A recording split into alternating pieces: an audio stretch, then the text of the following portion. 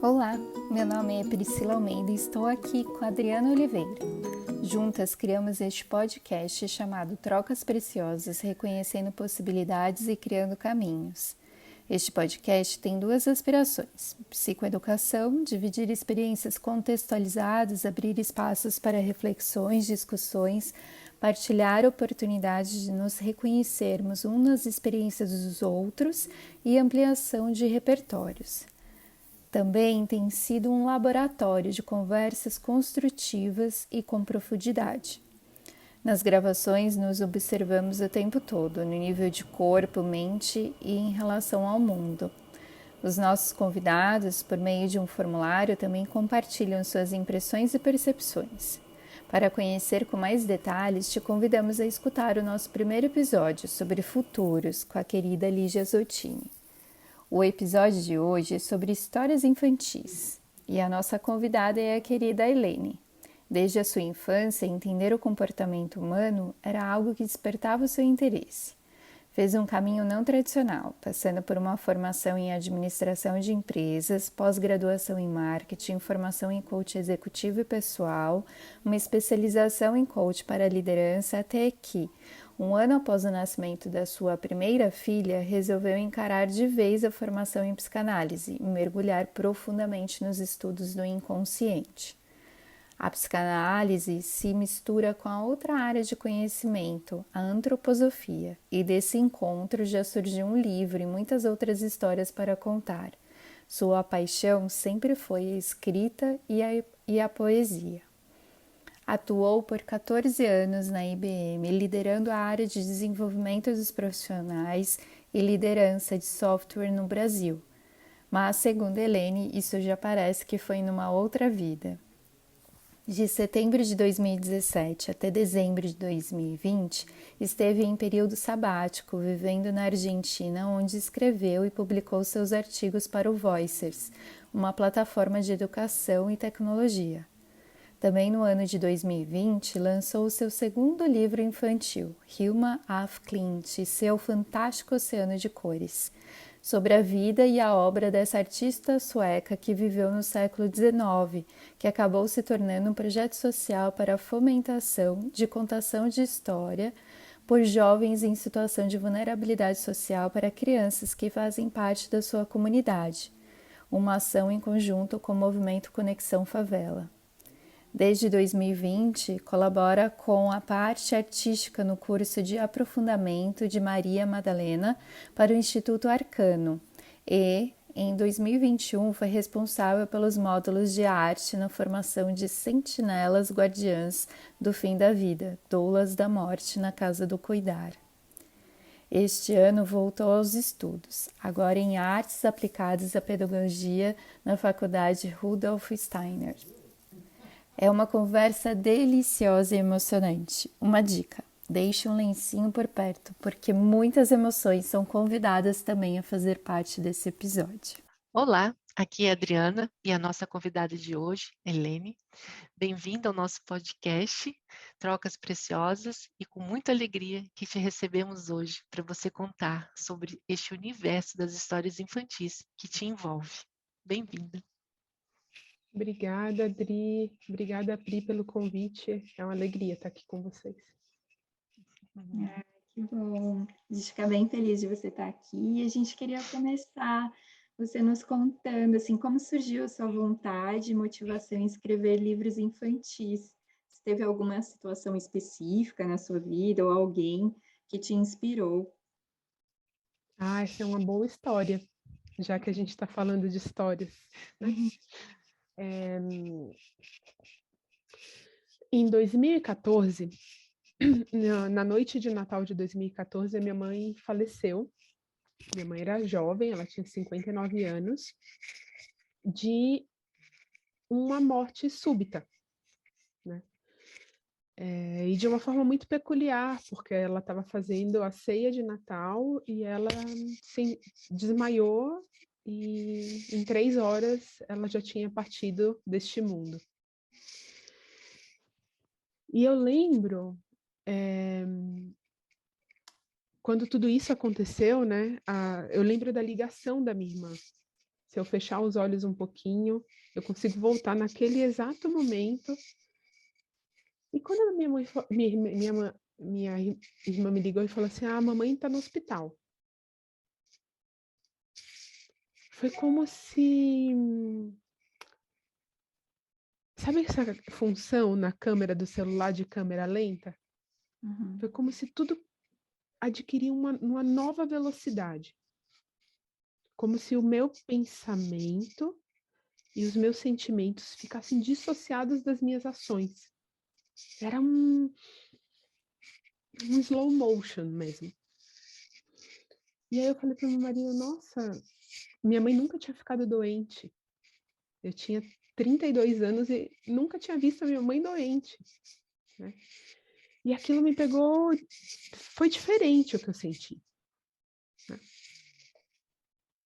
E poucas horas depois veio a notícia do falecimento dela e essa sensação de slow motion, né, de câmera lenta continuou.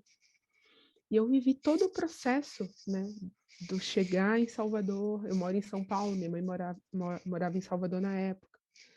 E de tudo acontecendo, o piloto do avião desejando Feliz Natal, e parece que você está dentro de uma história mesmo, né, realmente. E foram todos os ritos, as despedidas, né, o velório, a cremação e tudo mais. E quando eu voltei para casa, eu comecei a entender que eu estava sentindo aquilo de formas diferentes. Que existia a Helene, adulta, mãe, profissional, que entendia tudo aquilo que estava acontecendo. E existia a Helene, filha, com 32 anos, que nunca tinha visto a mãe doente e que perdeu a mãe. E quando tudo isso aconteceu, existia uma tradição da minha família que a gente mantém até hoje, a gente passava os natais aqui em São Paulo, né? Eu vivo aqui há 18 anos e passava as noites de Réveillon em Salvador. E a gente já tinha, como sempre, já tinha comprado tudo para ir para lá. E agora a gente ia para lá sem a avó das minhas filhas estarem lá. E a Helene, adulta, mãe, se pegou pensando, como eu conto para minha filha que a avó dela morreu?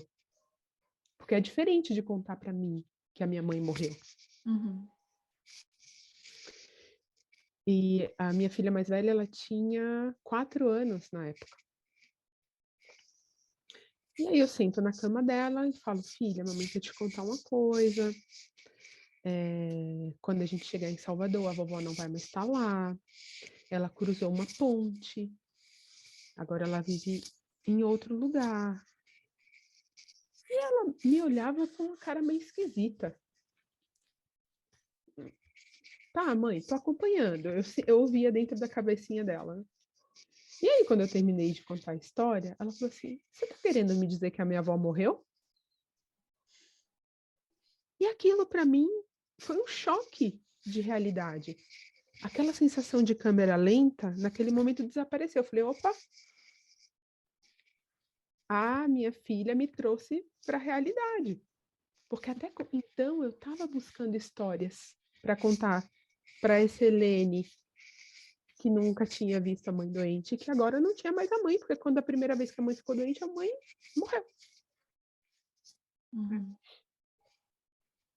E eu passei um ano, Priscila, buscando viver uma história para contar para essa Helene, para essa filha que tinha perdido a mãe. Então, a primeira inspiração, a primeira história infantil que eu criei foi uma história sobre o luto e o caminho de Santiago de Compostela. Qual é esse caminho de retorno que eu precisei fazer para se reencontrar comigo de novo? Para que essa Helene adulta e essa Helene também adulta, mas pequena, voltassem a se encontrar.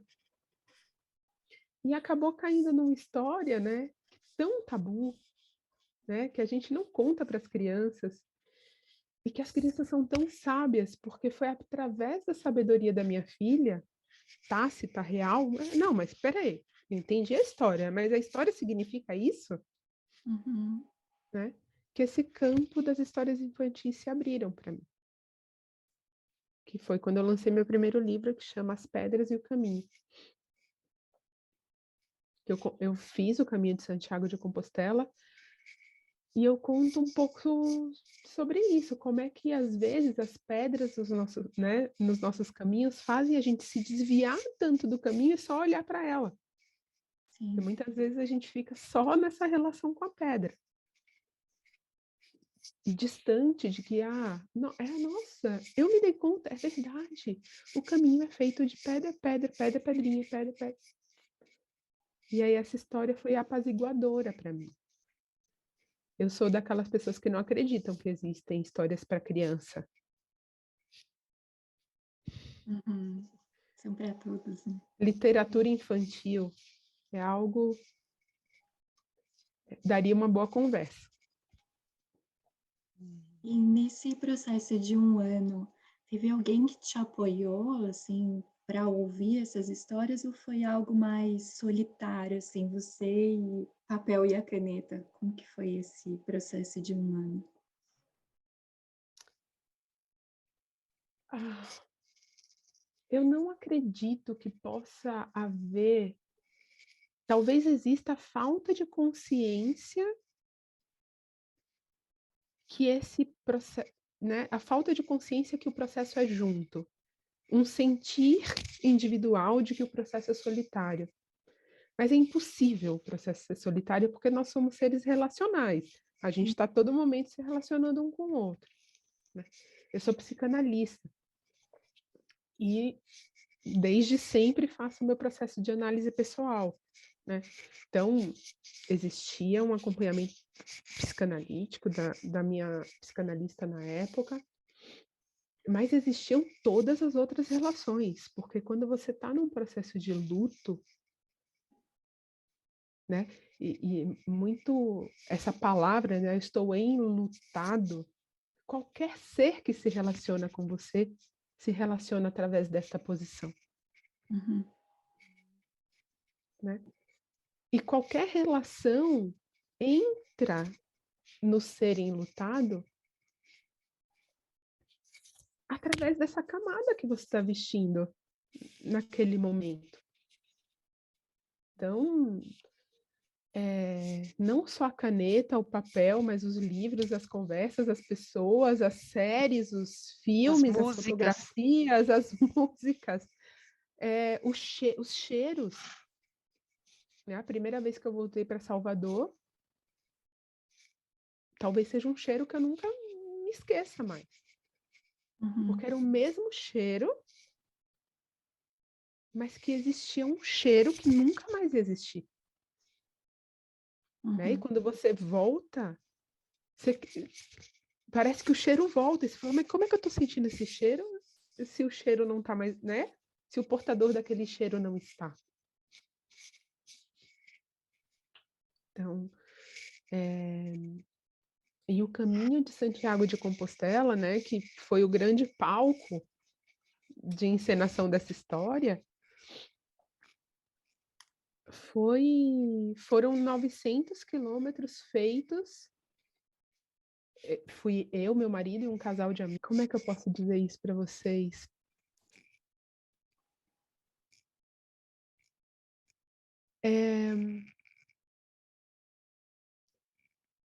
Foi pelo esforço de querer ocupar esse corpo de novo. Uhum. Eu não sei se todo mundo tem essa sensação, mas a sensação física que eu tinha é que eu não ocupava mais o meu corpo. Né? Meu pai já é falecido, né? Já tinha falecido, e a minha mãe também. Então, a sensação de orfandade é uma sensação que, para mim, inicialmente foi: para onde eu volto? Era essa a pergunta que eu me fazia. E se acontecer alguma coisa, para onde eu volto? Né? Entender que eu podia voltar para esse corpo. Né? Que não era algo físico né? Era esse corpo. Só tem essa volta. Então, talvez a pergunta que surja na sua cabeça é, mas, nossa, falar de tudo isso numa história infantil? Dá até um nó, né? Mas as crianças, elas são tão maravilhosas, né? Elas têm um poder de síntese, assim... Não só as histórias infantis, né? Eu tomei uma decisão de escrever essa história meio em prosa. Então, tudo que eu buscava era movimento. Era sair dessa sensação de paralisia. Você... Ai, desculpa, eu estou emocionada. Eu também estou me segurando. Eu estou aqui já faz tempo.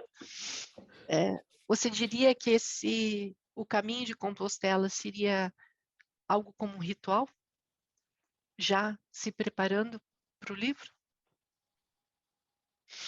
Eu não fiz o caminho de Compostela com essa intenção. Mas no primeiro dia do caminho de Santiago, eu caí. Eu desci um barranco, caí, um barranco de 2 metros. Assim. E lá a gente tem amora no Brasil, que é a amora de pé, né? Árvore de amora. E existe uma amora, que é uma amora mais silvestre, né? Que elas são uns arbustos, nasce em arbusto. E ele é todo espinhudo. E eu caí num barranco de arbusto de amora e me espetei inteira. E quando eu caí e me espetei, eu lembro, era um dia de outono, não tinha uma nuvem no céu. O céu azul. Eu caí estatelada assim no chão. E a primeira coisa que veio na minha cabeça foi o que eu estou fazendo aqui. E naquele momento, Adri, eu me dei conta que sem saber eu buscava um ritual. Eu não tinha essa consciência. Né? Apesar das muitas histórias que eu ouvi sobre o caminho de Santiago, a que eu me aferrei, né? A que eu me conectei, é uma história que fala sobre a cruz de ferro, né? Que as pessoas trazem pedras como símbolo de coisas que viveram nas suas vidas, né? E você joga essas pedras na cruz de ferro para tornar a sua bagagem mais leve. Né? E eu tinha feito isso, eu tinha levado as minhas pedras. Mas não era consciente, sabe? Sim. O próprio caminho foi se construindo, né? Exato. E não foi pela alegria de chegar em Compostela e falar tadã! Sim. Entende? Porque eu não estava lá. Quando eu caí, eu descobri que eu não estava lá.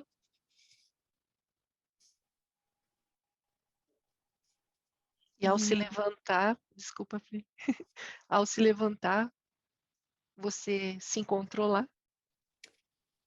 Ao levantar, eu quis voltar a estar comigo.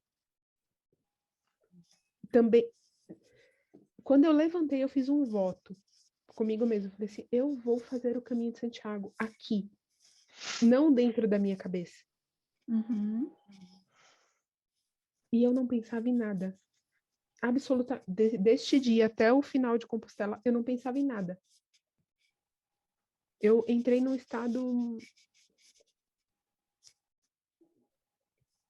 da minha relação com aquilo que estava acontecendo ali.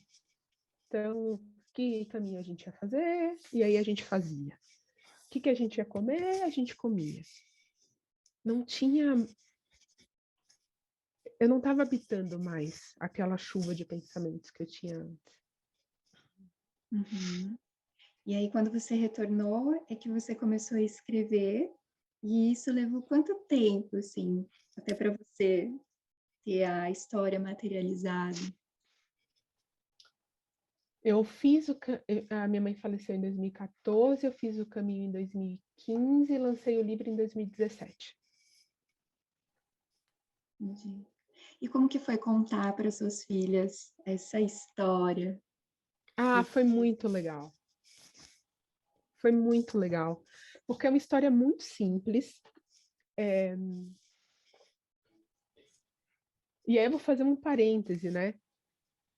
Nem sempre as coisas que a gente mais se orgulha são as coisas que a gente faz com mais excelência, né? Eu não tinha a excelência de escrita que eu tenho hoje. Eu não tinha o poder de síntese que eu tenho hoje. Eu não tinha o domínio das narrativas fantásticas, da construção de personagem. Eu não tinha estudado. Mas esse livro é o meu livro que mais me dá felicidade. Porque ele é íntimo. Ele é. Como é que eu vou dizer? Eu leio ele e falo, meu Deus, como é que eu podia ter escrito isso tão difícil? Eu podia ter feito. Podia ter sido milhares de outros jeitos. Mas é um livro que eu pego e que eu leio, que eu falo, caramba, sou eu, de verdade. Eu escrevi esse livro para mim. Porque depois a gente começa a fazer coisas para os outros, né? Uhum. E aí acontecem várias coisas. Mas esse livro eu escrevi para mim. Ele não tinha um objetivo de ser nada. Sim.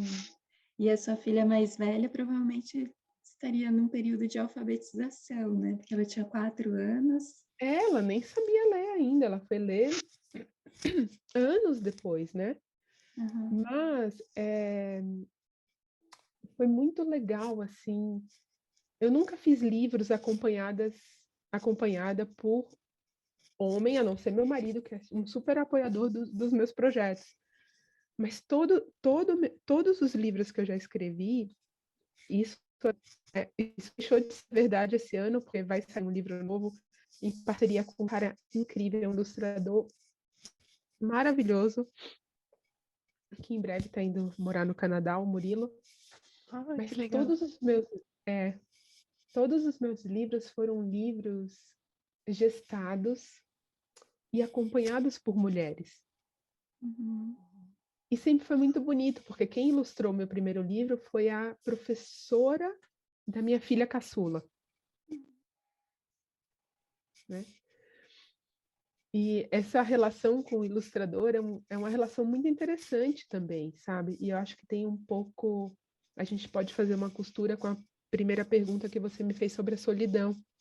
Uhum.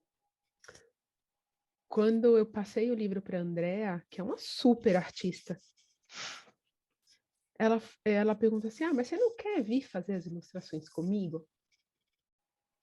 Eu falei: ah, Andrea, você tem carta branca, faz o que você quiser.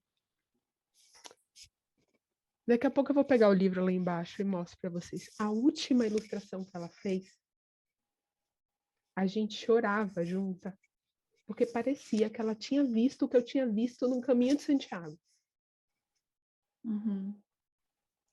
Então, essa sensação de solidão é uma sensação que a gente precisa atravessar para entender o quanto a gente está com o outro sempre. Uhum. Porque ela não estava lá, mas estava.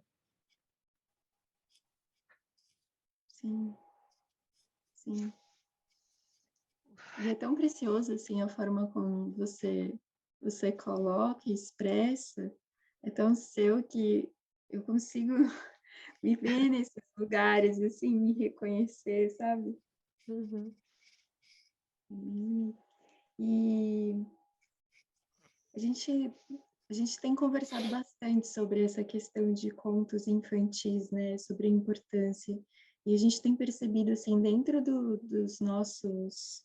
dos lugares onde a gente circula, que isso tem sido menos disseminado, talvez por conta da rotina dos pais, muitas atividades, essa questão da pandemia, tudo. Como que você vê isso? E se você tem algum ritual, assim, com as suas filhas de leitura, como que você introduz isso dentro da sua casa? Olha, vamos por partes. Uhum. Na minha realidade hoje, as minhas filhas têm 12 e 10 anos. Então, Uhum. elas estão naquela fase que, ai, mãe, me deixa ler o que eu quero. Uhum. Né? E eu tenho duas filhas muito diferentes. Eu tenho uma filha que se tornou uma ávida leitora, que é a minha filha mais velha. E eu tenho uma filha que não gosta de ler. Eu tenho uma filha que ama ler e desenhar, e tenho uma filha que não gosta de ler, mas gosta de escrever histórias. Uhum. Então, mas vou voltar no tempo, porque eu acho que as histórias infantis, elas são preciosas e elas fazem um papel que é insubstituível na primeira infância, que é do 0 aos 7 anos. Então,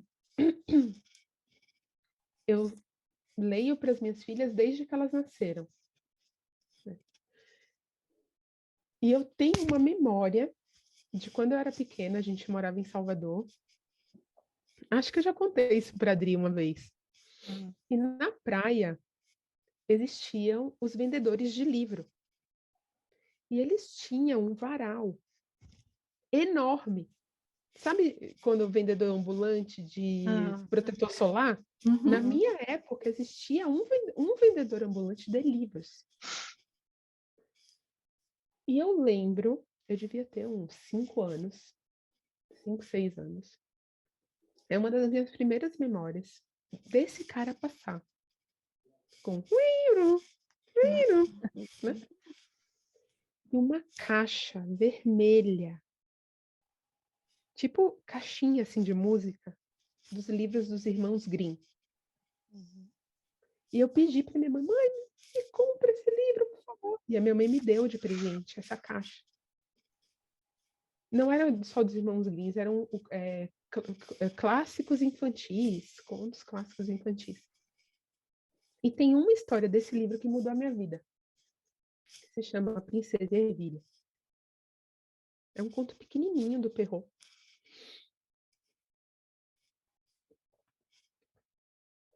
Sabem qual é? Dos colchões e dos edredões, e chegava a princesa toda molhada, e aí a madrasta dizia, vamos ver se ela é mesmo uma princesa, porque ela tem cara de plebeia. E aí eles jantavam, e a rainha mandava montar 20 colchões, uma ervilha, 20 colchões e 20 edredões, porque se ela fosse uma princesa verdadeira, ela ia sentir a ervilha. Uhum. E eu lembro ipsis literis do final do conto que diz assim, então, querida princesa, dormiu bem? E a princesa, ora, eu tive uma noite magnífica, se não fosse algo redondo e duro que me fez todas essas manchas roxas pelo corpo. Uhum. Tamanha era a sensibilidade necessária a uma princesa. E lembro disso. E outro dia eu estava rindo com as minhas amigas, que eu falo, gente, não é possível, eu não sou normal. Porque eu lembro do primeiro livro, o segundo livro que impactou a minha adolescência, que eu li quando eu tinha 14 anos, que foi O Amor nos Tempos de Cólera, do Gabriel Garcia Marques. E se eu volto no tempo, eu também lembro o dia que eu li a última frase desse livro, como estava o dia. Então, a literatura... eu não tenho memórias da minha mãe lendo para mim quando eu era pequena. Uhum. Mas eu tenho memórias da quantidade de livros que a minha mãe lia. E eu achava aquilo o máximo. Eu queria muito, quando eu fosse grande, ler aquela quantidade de livros. Então, apesar de não ter alguém que lesse para mim, né? eu tenho memória de que aquilo era disponível, de que aquilo era possível. E na primeira infância, Priscila, a gente vive o mundo de fora, mas a gente está alimentando o mundo dentro. É através das histórias, dos contos, das bruxas, das madrastas, das fadas, dos duendes, dos dragões, dos reis, das rainhas, que a gente alimenta esse mundo interno. E o absurdo que é viver. Através do absurdo. Absurdo no bom sentido, tá? Né? Dessa coisa imensurável que é a vida. Né? A criança, ela não escuta a história como o adulto lê a história. A menina não necessariamente se identifica com a princesa e o menino com o príncipe. Eu posso ser ervilha, eu posso ser o príncipe, eu posso ser a rainha, eu posso ser o que for. Lembro da professora da minha filha mais velha, quando ela era bem pequenininha, contar uma história que eu acho o máximo. Ela diz assim, ela contava a história do Chapeuzinho Vermelho para a classe dela, e de repente veio um momento de levar as crianças no zoológico. E aí eles chegam na jaula do lobo. E a criança diz, quê? Isso é o lobo? Não. De jeito nenhum que isso é o lobo. O meu lobo não é esse cachorro magrelo. Então, o ato de imaginar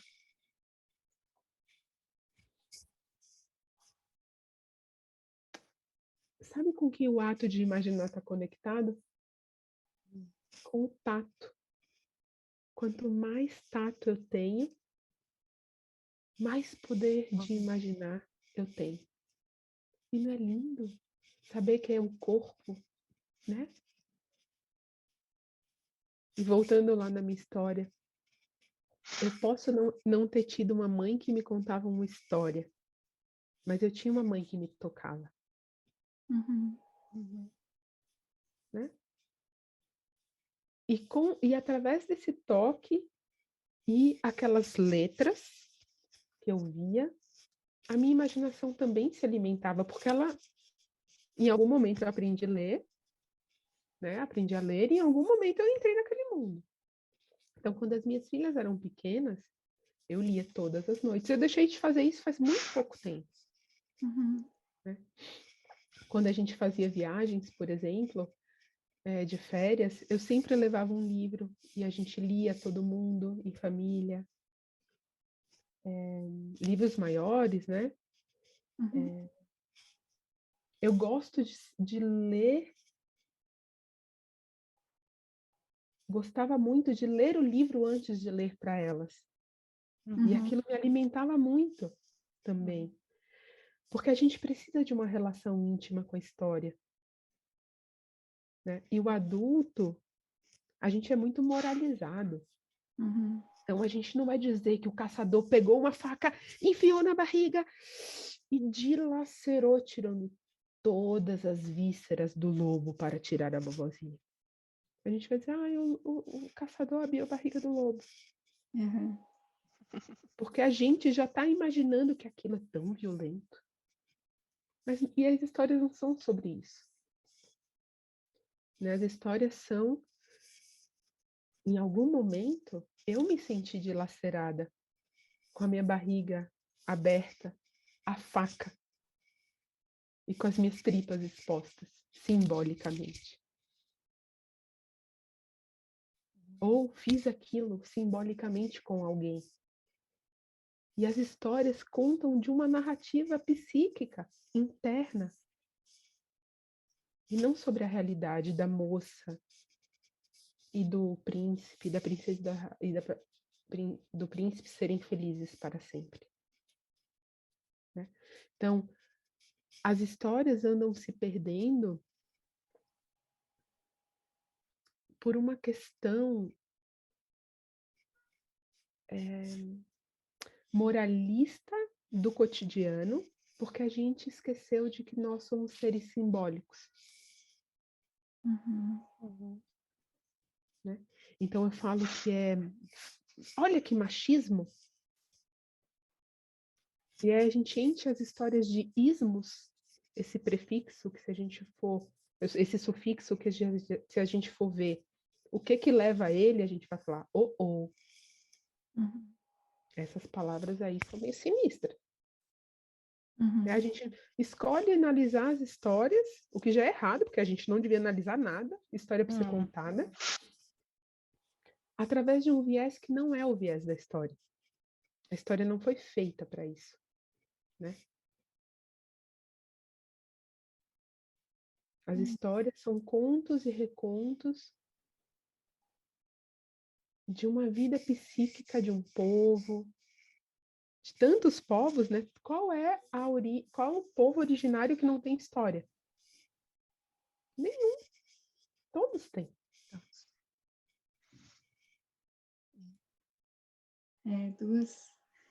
Duas coisas me chamaram muita atenção, assim. Uma é a questão do corpo, né? Enquanto você está falando, as pessoas não vão te ver, né? Mas você está falando, você está colocando os gestos, tudo, enquanto que isso também é linguagem, né? E é tão importante. E você falou do toque, que me chamou muita atenção. E é tão engraçado porque meu filho, ele agora está com 9 anos. E ele me falou que agora fez sentido com o que você disse. Ele falou assim, muitas vezes ele pede para eu repetir a mesma história, porque ele está cansado.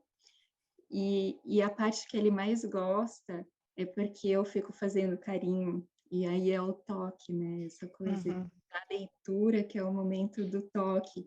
E como ele está cansado, muitas vezes, para processar uma nova história, é importante que volte àquela que ele já conhece, porque é importante. Mais do que isso, Priscila, quando as crianças pedem a mesma história, internamente, simbolicamente, ele está fazendo um processo que ainda não terminou.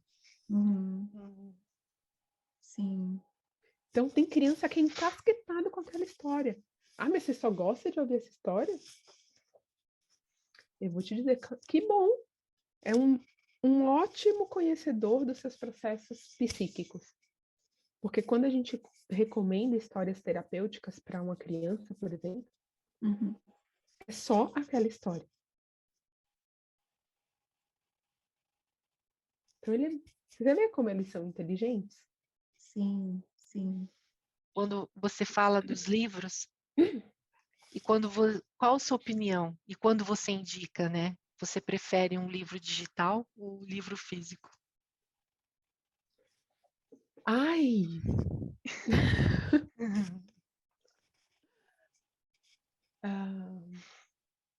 Duas coisas. Para crianças pequenininhas, de 0 aos 7 anos, a minha recomendação é leia a história e conte a história sem ler. Conta a história. Tem crianças, a minha filha pequena é assim, ela adorava a história dos 7 cabritinhos, que é essa.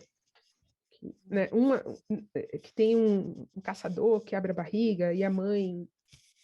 Uma história muito engraçada, chama Os 7 Cabritinhos dos Irmãos Grimm.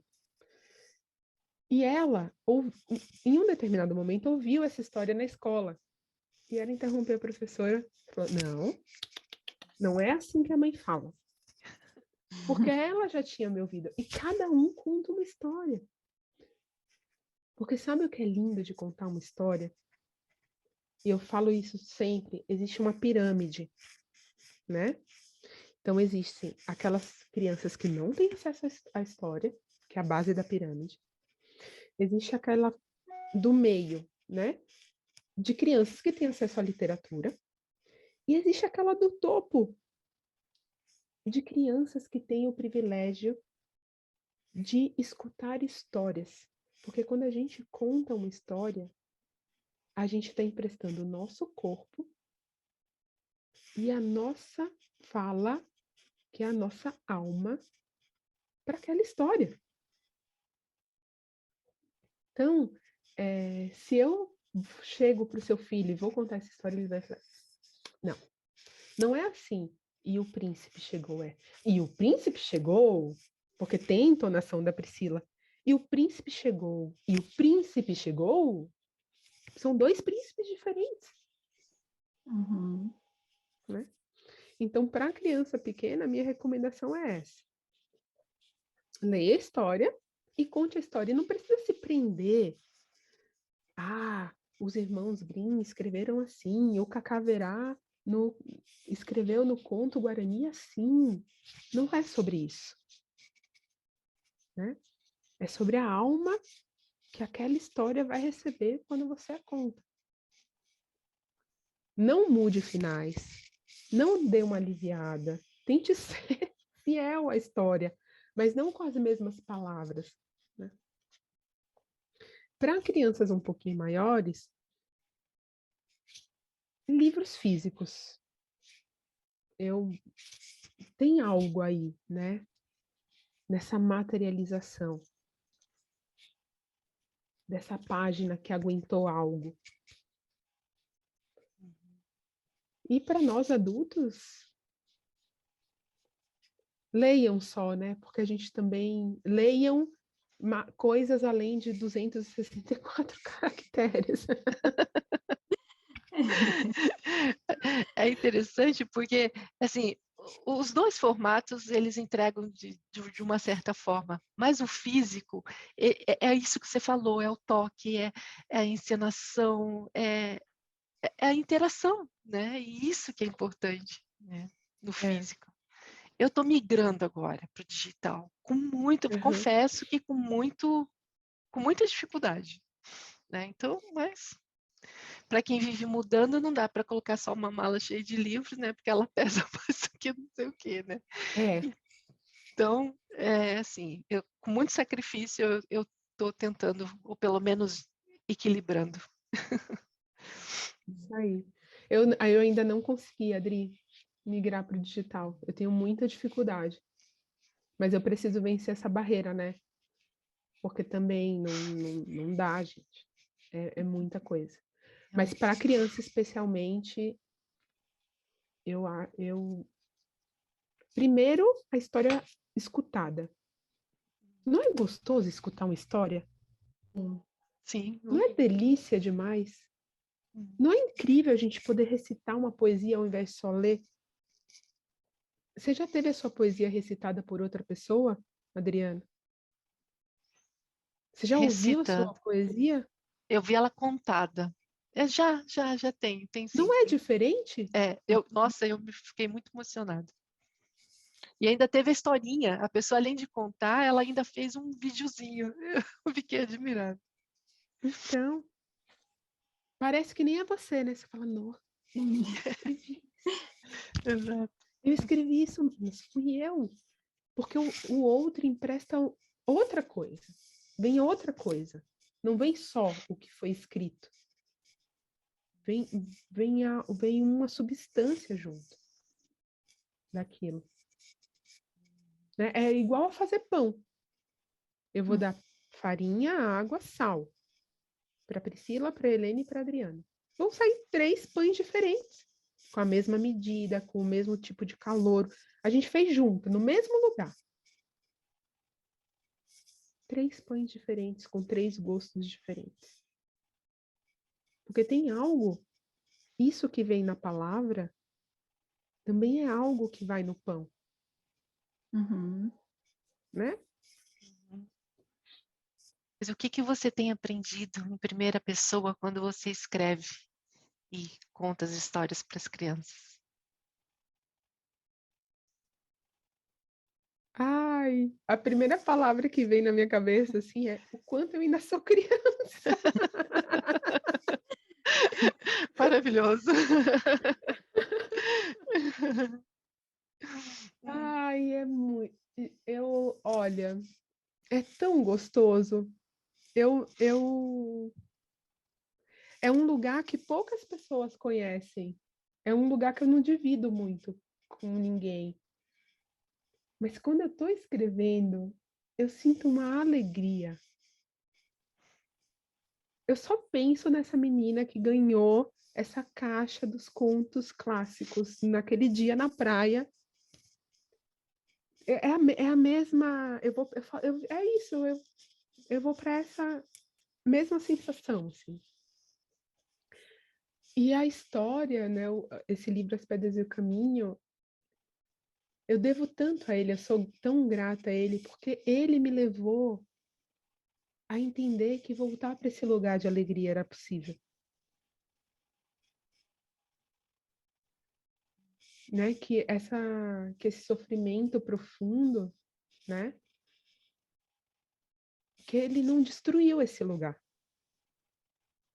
Que eu só precisava achar um caminho de voltar para lá.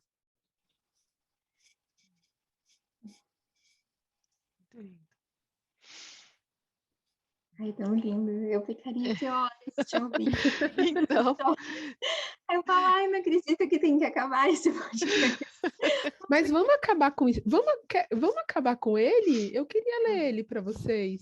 Claro! Eu vai, vou pegar lá. Espera aí, só um pouquinho. tá bom. Eu não vou ler nem o fecho. O fecho é dela. Nossa, eu me emocionei demais. É tão linda. Muita emoção. Eu acho interessante a Helene, ela capta todo o teu campo, sabe? Ela consegue fazer isso, eu não sei como. É muito bonito. E a gente vai entrando junto com ela, gestual. Exato. Posso contar como se eu estivesse contando para criança? Claro! Pode. Só Tem, crianças tem aqui. 2 crianças aqui, sim, esperando por essa história. Então, quando eu contava essa história, quando eu conto essa história para as crianças, a gente precisa entrar num acordo primeiro. E o acordo a gente entra com uma música que diz assim: era uma vez, a história vai começar.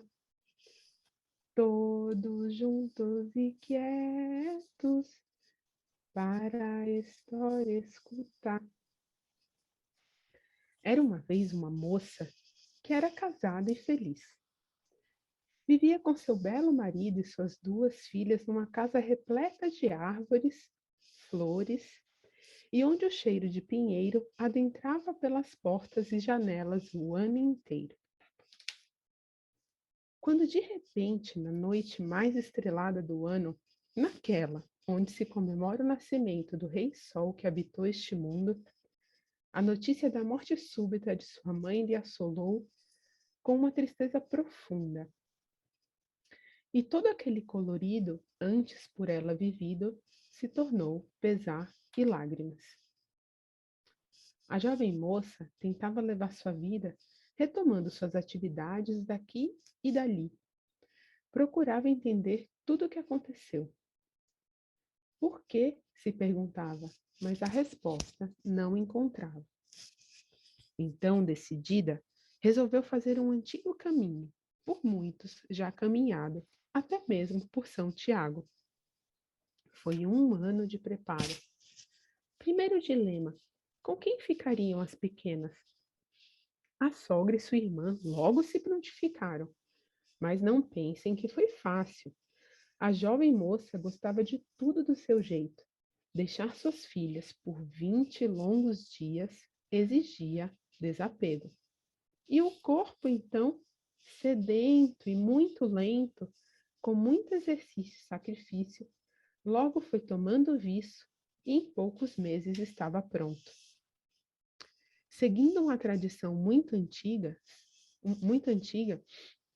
5 pedras do seu jardim escolheu para levar consigo.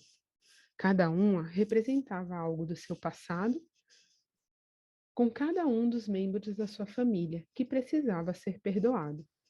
Dizem que quem leva essas pedras para o caminho e deposita na cruz de ferro tem o perdão dos pecados e que tudo de errado, tudo o que precisa ser perdoado é neste momento realizado. Com Pedras, mochila, marido e 2 amigos ao seu lado, rumaram à França, onde o caminho começa. Já no primeiro dia, por destino ou pelo que lhe acredite, uma pedra bem pequenininha lhe atravessou o caminho e ela, que não estava no caminho a caminhar, pelo barranco desceu sem parar. Ó vida, pensou, que fiz para merecer essa amargura? Será que levantar consigo? Será que uma pedra há de me tirar do caminho? O barranco era cheinho de espinhos que vinham de pés de amora. Então, além de espinhada, a moça ficou toda perfumada, com aquele cheirinho de amora que não saía de jeito nenhum. Tratou de tirar os espinhos e seguir o caminho. Pedalou, pedalou, pedalou, conversou, até um furacão em plena primavera, essa moça pegou em Compostela. Mais uma ladeira, só mais um pouquinho de força, e lá estava a cruz de ferro. Quase não se via de tão pequenininha e por causa da neblina que a encobria naquela manhã fria. Jogou suas pedras e rezou. Pediu de joelhos que qualquer mal que tivesse feito fosse perdoado e assim desfeito. Nesse dia, dormiu que nem uma pedra, de cansaço e de alívio. Na manhã seguinte, nem podia acreditar quando viu o sol raiar. Não tinha mais chuva, nem neblina, nem sinal de furacão. E o caminho até Santiago agora era só reta, descida, riacho e verde. Não tinha mais o peso das suas pedras e as pedras do caminho conseguia perceber com adianto. Ouvia o som dos pássaros e da floresta, o cheiro doce e fresco do orvalho que tocava as plantas. Sentia tudo. Estava lá, ora essa. E assim, a Santiago chegou e ao seu próprio caminho retornou. Que lindo. Obrigada. Ai, maravilhoso.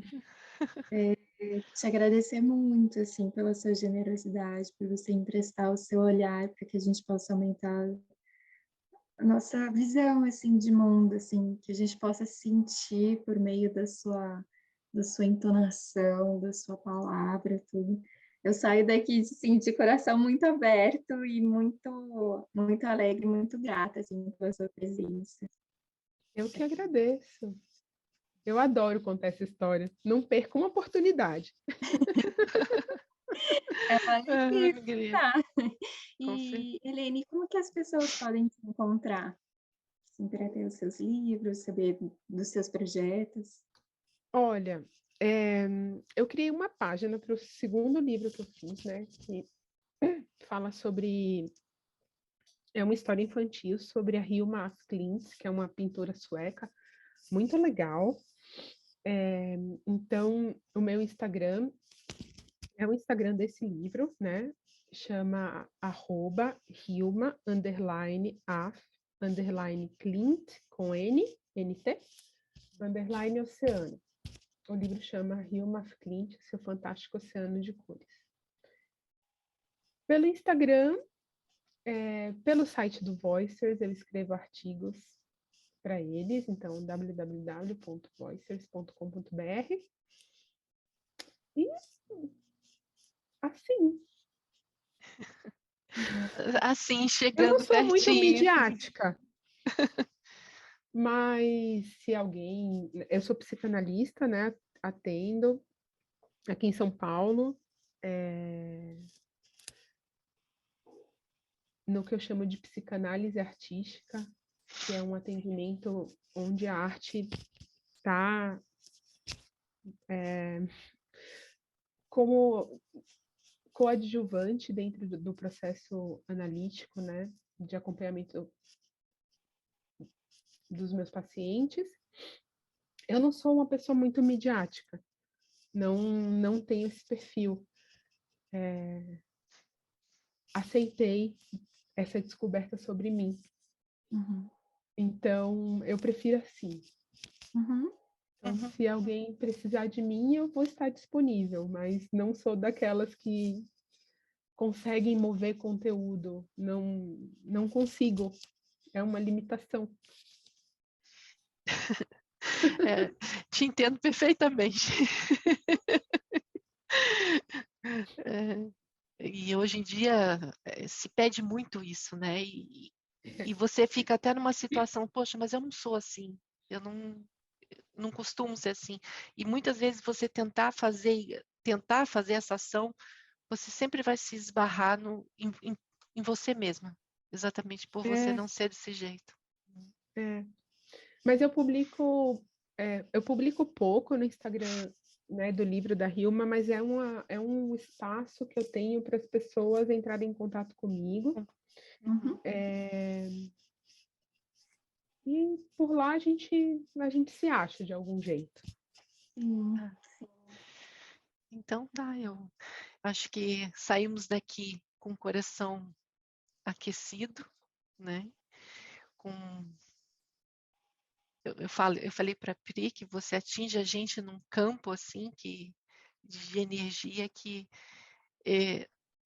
a gente vai terminar esse podcast e tenho certeza que ele vai ficar muito tempo reverberando. Te agradeço de Adri, coração por você estar você aqui com a sabe gente. que você tem um lugar muito especial no meu coração. Eu sou muito grata por a gente ter se encontrado nessa vida, pelas Obrigada. coisas que você me ensina, pelas tuas poesias. E seu pedido para mim é uma ordem. Sempre que você pedir, eu vou estar. Obrigada. Prometo não abusar. Então, E eu agradeço demais. Foi uma delícia relembrar tudo isso, né? Me emocionar. Gostoso estar aqui. Muito bom. foi gostoso mesmo. A emoção acho que foi para todos nós. Sim. Obrigada e tenho certeza que a gente vai ter um próximo, Eba! né? Mas a gente Legal. avisa. Pode deixar, Tá bom. tá bom? Beijo Então, grande. um beijo, meninas. Isso. Tchau. Obrigada. Tchau.